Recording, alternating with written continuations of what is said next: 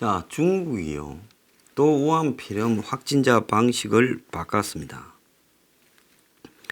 그래서 이 후베이성의 대부분 중국의 확진자 수를 낳고 있는데요.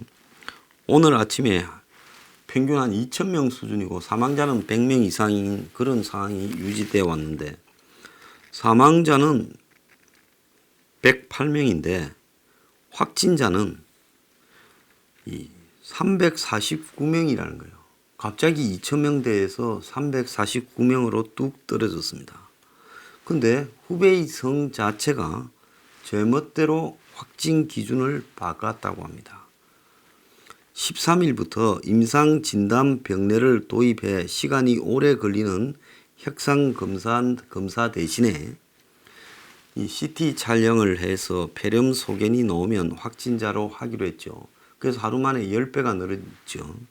그런데 다시 원래 기준으로 돌려놨는데, 그런데 그럼 원래 나오던 2,000명은 돼야지. 2,000명에서 그때 뭡니까? 16,000명 올라갔잖아요. 그럼 넌 다시 원래대로 했으면 2,000명으로 가야 되는데 하루만 16,000 됐다가 다시 원래대로 2,000이 있었는데 이제는 또 옛날로 돌아갔다면서 기준을 2,000이 아니라 이제 346으로 또 뚝 늘렸어요. 이게 지금 중국의 수준이라는 겁니다. 말이 안 되잖아요. 2,000인데 지금 진단 방식에 문제가 있어서 임상을 CT를 찍어서 폐렴 소견을 보이면 확진자로 한다 해서 16,000이 되었으면, 이거 옛날 방식으로 돌아간다면 그 이후로 다음 날도 16,000만 이렇게 가야 될 건데, 그 다음 날은 또 다시 2,000으로 떨어졌어요. 그러다가 방식은 지금 새로 바꾼 방식으로 한다면서 숫자는 그전하고 똑같이 가요. 하루만 반짝하고. 그러다가 이제 옛날 방식으로 돌아간다니까 2,000이 아니라 346으로 뚝 떨어집니다. 그래서 이런 중국의 지금 형태를 보고 비아냥거리는 사람은 한국형 음성화 당하기 기준법을 중국이 수입해 갔냐, 네 맘대로 바꾸는 기준으로 뭔 의미가 있냐, 자, 참 왜 자꾸 통계 방식을 바꾸냐, 확진을 막을 수 없으면 기준을 바꿔 확진자를 확 줄여버리구나, 참 대단하다라는 비아냥이 지금 지배적입니다. 근데 지금 이 우한시의 우창병원에 있던 그 간호사의 기관 사연이 지금 화제가 되고 있습니다. 아버지, 어머니, 동생, 일가족 4명이 10일 사이에 우한폐렴에 걸려 죽었는데, 자, 이 사람은 퇴직을 1년 앞둔 고참 간호사인데 우창병원에서 운영하는 하나진료소에서 일했는데 1월 21일 날 이 발열 환자를 진료하는 병원으로 우창병원이 지정되자 이 류 씨도 거기에 투입이 됐다는 거예요. 2월 2일까지 근무하다가 3일부터 5일까지 휴가를 냈고 6일 날 발열 증세를 보이고 7일 날 확진을 받고 14일 날 죽었다고 합니다. 자, 치료하다가 폐렴에 걸렸겠지요. 그런데 이 류 씨가 남동생과 함께 폐렴에 걸린 아버지를 돌봤는데 이 남동생이 결국 지난번에 그 영화감독 친가이라는 거예요. 그래서 누나가 이 병원에 간호사여서 이제 일가족이 아마 병에 다 걸린 모양입니다. 그런데 아버지, 어머니 죽고 누나 죽고 동생인 창가이 감독도 죽었지요.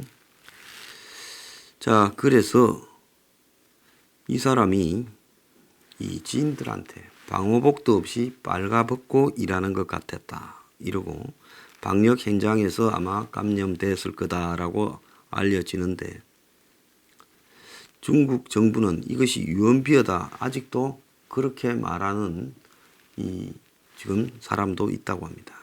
중국은 두 가지로 가고 있습니다. 하나는 거의 야만 사회로 가고 있고, 길거리 곳곳에서 돌아다니는 사람을 막 패서 싣고 가고, 심지어 이 강아지를 데리고 산책을 나가니까 잠깐 집에 매번 있으니까 깝깝하겠죠. 본인도 강아지도요. 강아지를 패주겠다라는 이야기도 나오고 있습니다. 자, 그 이야기를 좀 보면요, 중국 곳곳에서 붉은 완장을 찬 홍위병식 폭력이 판친다고 오늘 중앙일보가 보도를 했는데요. 인민일보의 SNS판 무법 현장 고발 기사가 있었다는 겁니다. 정말 이래도 되냐고 인민일보가 붉은 완장을 찬 사람들의 무법을 폭로했다는 거예요. 원래 세상이 망해가면요, 우리가 좀비 영화에 보면 마지막에는 폭도가 되지 않습니까? 그래서 다 약탈하고 강간하고 폭도가 돼요. 중국의 이 후베이성 한 마을에는 사람이 모여 마작하는 걸 금지시켰는데, 마작을 하고 있는데 갑자기 붉은 완장을 찬 사람들이 들이닥쳐서 마작 테이블 판을 엎었다는 겁니다. 그러니까 식구들끼리 마작하다가 아들이 이 판을 누가 들어와서 뒤집으니까 화가 나서 이 붉은 완장 찬 사람한테 마작패를 던지니까 순식간에 완장패가 집으로 들어와서 아들 따귀를 세게 때리고 이 아들이 집 밖으로 끌려 나갔다는 겁니다. 집안 식구가 한 테이블에서 밥도 같이 못 먹는가. 참 기가 찬 이야기죠. 어차피 집에 있으면 마작을 하거나 말거나 감염은 되지. 그러면 집에서 다 떨어져 가지고 각각 밥을 먹습니까? 밥 먹으면서 테이블에서 마작한 걸 가지고 이 난리를 쳤다고 합니다. 길거리에서 이 지금 아무도 없는 텅 빈 단지에 혼자 이렇게 조깅을 하던 사람이 마스크 쓰지 않았다고 붙잡혀 갔다는 거예요. 자, 그래서 이 교사는 이 중난산이 마스크에 대해서 언급한 말을 거론하며 해명을 했지만은 집에서나 아무도 없는 혼자 있는 빈 공간에서는 마스크 안 써도 된다고 중난산이 말하지 않았느냐 했는데 결국 14일 강제 격리 처분을 받고 직장에서도 처벌을 받게 되었다는 겁니다. 또 서안에서는 반려견 데리고 거리 나와서 잠깐 산책한 사람이 그냥 아무 생각 없이 너무 깝깝하니까 잠깐 나왔던 모양이에요. 집 밖에. 완장찬 사람들이 와서 반려견을 두들겨 패서 적사시켜 버렸다고 합니다. 자, 우한시에서는 확진자가 너무 늘어나니까 대학교 기숙사를 쓰기로 했는데 그 이제 이 사진에 나왔지요. 그 기숙사를 이제 학생들 그 물품들이 있을 거 아닙니까? 이거를 갖다가 위에서 그냥 분리도 안 하고 무조건 밑으로 집어 던지고 다 뒤섞여 가지고요. 그래서 쓰레기통으로 만들어 버렸다는 거예요. 학생들 물품을 빼내고 거기를 기숙사를 우한폐렴 환자 하기 위해. 그러니까 지금 중국 사회가요, 통째로 미쳐가고 있는 일이 벌어지고 있어요. 그러니까 사람들의 인심이 악화되고 그야말로 이 완장찬 홍위병들이 설쳐되고 원래 이 종말적 상황이 오게 되면 이런 일들이 생기게 됩니다. 지금 중국에서 벌어지고 있는 게 거의 종말론적 상황이 지금 벌어지고 묵시론적 상황이 벌어지고 있다는 거예요. 자, 중국이 그간 세계 공장이라고 이렇게 불려 왔는데요. 지금 중국의 이 공장들도 거의 제대로 가동이 안 되는 상황이 장기간 지속되고 있습니다. 2월달 안에 가동률을 거의 70-80% 수준으로 올리겠다 하지만은 지금 수많은 해외 기업들이 이 상황에서 중국에 공장을 돌리는 것이 옳은가에 대해 전부 지금 의문에 빠져 있습니다. 자, SNS에는요, 시진핑을 겨냥한 비난의 글이 쏟아지고 있어요. 지금 SNS를 중국 정부가 얼마나 강하게 통제하는가는 다 아는 일인데 그런데도 불구하고 전례 없이 시진핑에 대한 비난이 SNS에서 쏟아지고 있습니다. 얼마 전에는 페이스북에 중국의 우한의 한 여성이요, 이제 이래 주거나 저래 주거나 마찬가지라고 페이스북에 글을 올린 내용이 지금 나오고 있습니다. 그래서 더 이상 이래 살 수는 없다. 다음 세대를 위해 이제 할 말은 해야 된다. 모든 것이 정부의 계획과 제도에서 시작되었다.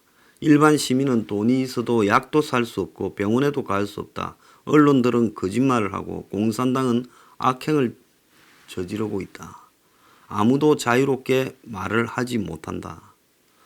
자, 돈 더 벌기 위해서 그러다가 이런 상황이 벌어졌다. 그래서 이제 참을 수가 없다라는 이야기를 지금 하고 있습니다.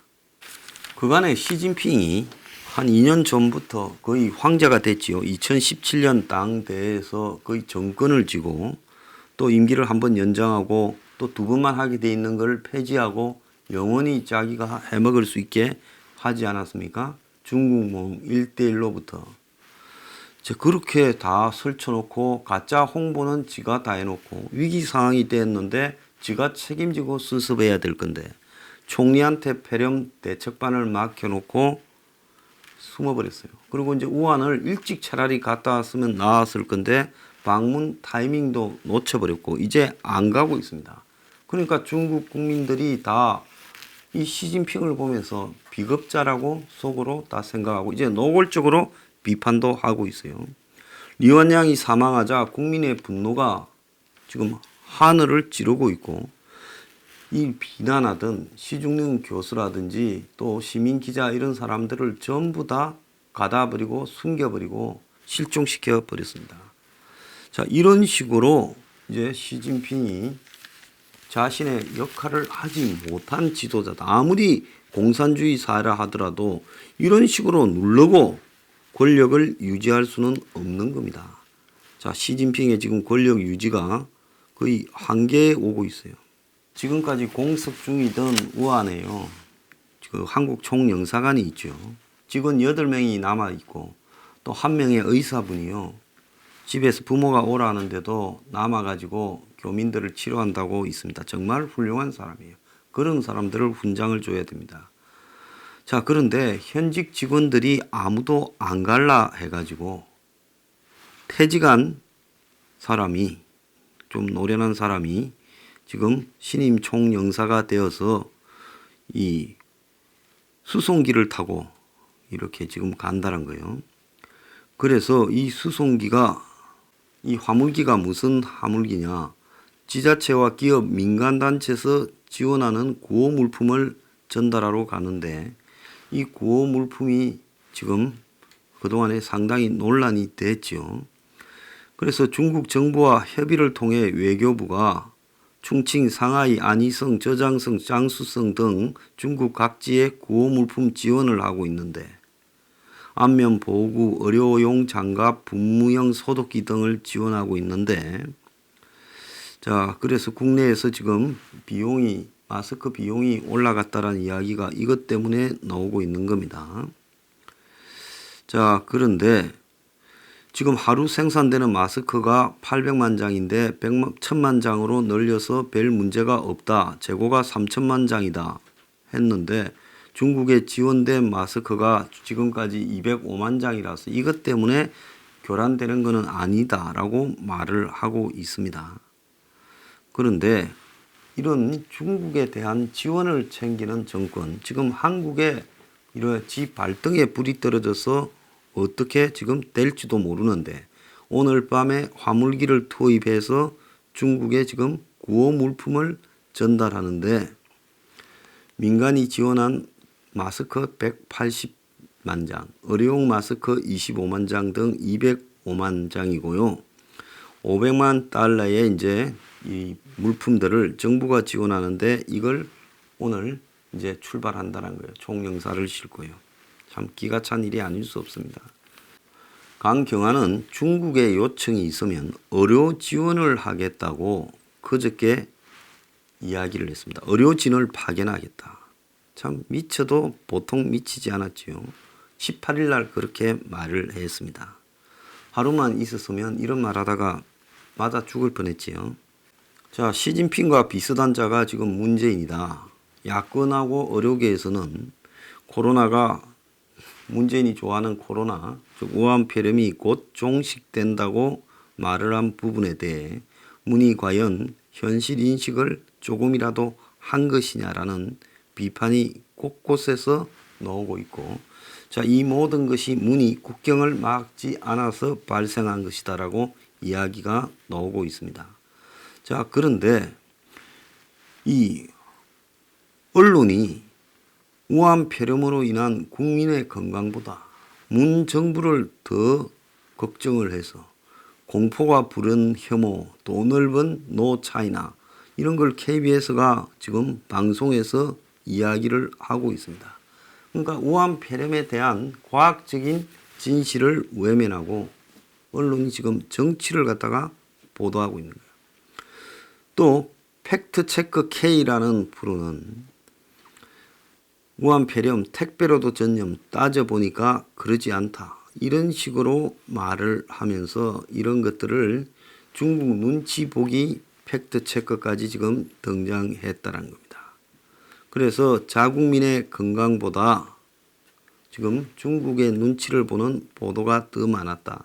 중국인 금지 안내판의 고용 해지 움직임도 빗나간 공포, 신종 코로나, 외국인도 공짜 진료 외, 주민들 장관의 계란설에 교민들 오는 것 맞겠다.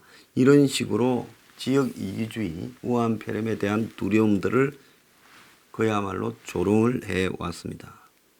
제가 볼 때 문 정권이 우한 폐렴으로 거의 녹아내릴 거다 보고 있습니다. 시진핑도 마찬가지고 김정은이도 요즘 조용한 게 지 생각이 지금 수습불능일 거라고 봐요. 그런데 한국의 문재인은 지 체질을 걱정하지 않고 북한의 우한 폐렴 의료 지원, 중국의 우한 폐렴 의료 지원 등을 말하고 있습니다. 그래서 친중 친북으로 놀던 문재인과 중국 북한이 공이 지금 녹아내려가고 있다. 이것이 역사적인 어떤 심판과 관계에 있는 것이 아닌가 이런 생각도 듭니다. 중국은 이미 인간의 이성을 상실하고 문화혁명 시대의 홍위병의 폭동 수준으로 가고 있습니다. 자, 한국, 중국처럼 이렇게 되지 말라는 법 없습니다. 우리도 좀 있으면 야만이 더 진하게 드러날 거예요. 지금도 야만이 나타나고 있습니다.